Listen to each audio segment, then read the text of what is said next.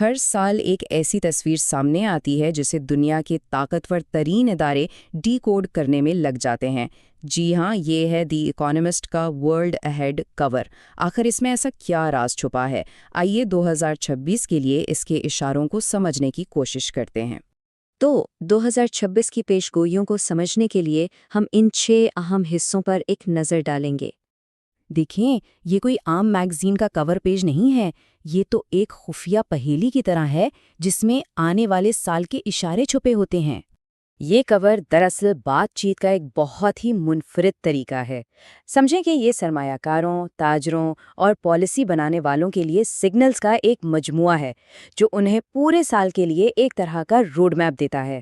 یہ صرف خبر نہیں بلکہ ایک انتباہ بھی ہے اور ایک پیشگوئی بھی۔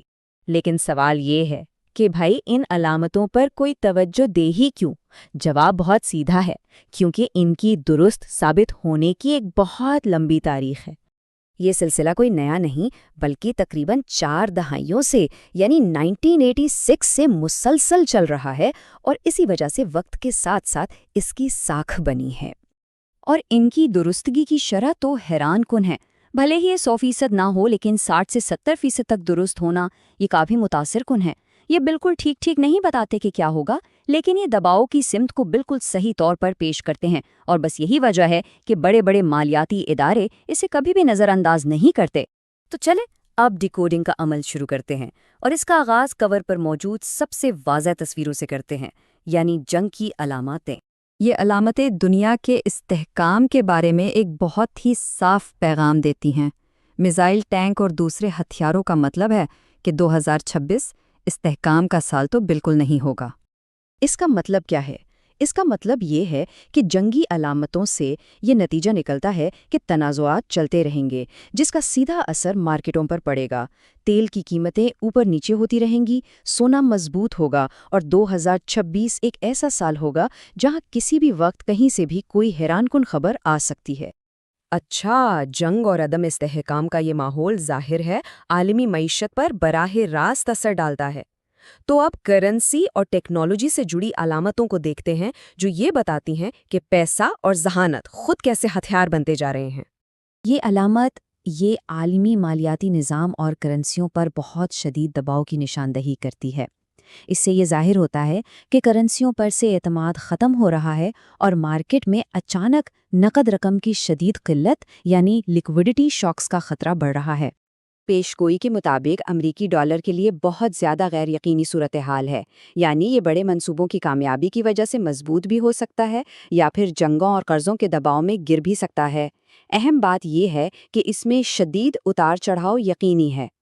اب چلتے ہیں اگلی اہم علامت کی طرف، جو مصنوعی ذہانت کے ارتقاء کی نمائندگی کرتی ہے: دماغ، چپس اور مشینیں۔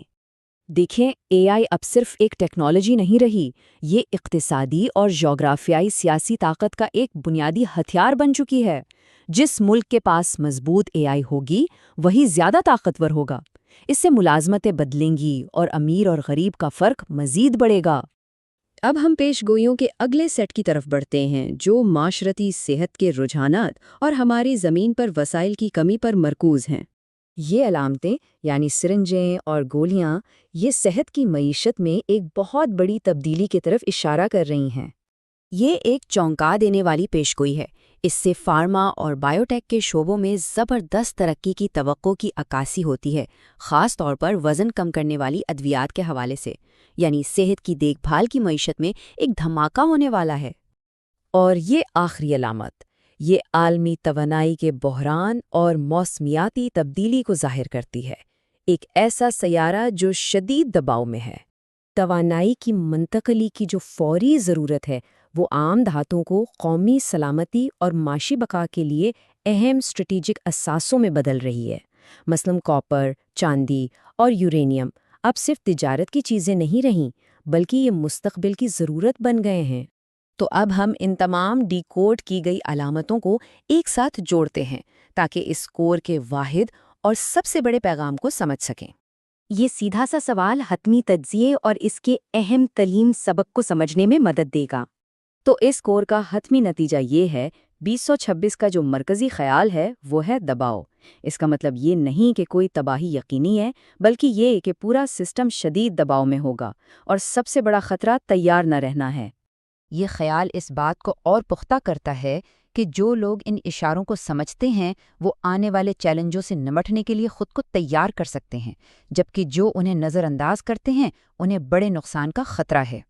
تو اس پورے تجزیے کا اختتام ایک بہت اہم سوال پر ہوتا ہے۔ جب سارا سسٹم ہی شدید دباؤ میں ہو تو اپنی دولت کو محفوظ کہاں کیا جائے؟ سونے میں، چاندی میں، یا پھر یورینیم میں؟